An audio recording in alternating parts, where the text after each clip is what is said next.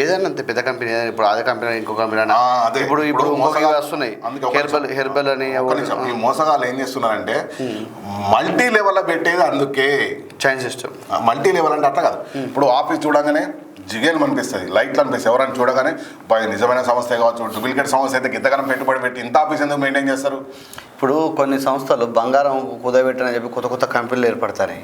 నేను రోడ్డు పంట పోతా నేను సామాన్యంగా మిత్రమని రోడ్డు పంట అన్ని అబ్జర్వేషన్ చేస్తూ ఉంటా, ఏది రోడ్డు మీద ఏముందని. ఈ బంగారం కుదబెట్టే షాపులు ఉంటాయి కానీ కొత్త కొత్త కంపెనీలు పడతాను నేను అనుకుంటా. అప్పుడప్పుడు 10 తులాలు పడక పెట్టినాం అనుకో, రేపు పొద్దున అది పోతే పరిస్థితి ఏంది?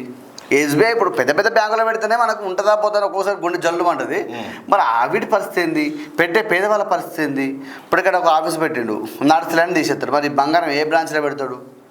ఏడు తిరగాలి. వస్తాం. ఇప్పుడు మంచిర్యాలలో ఒక 100 ఉండవచ్చు, ఎక్కడ ఉన్నాయి.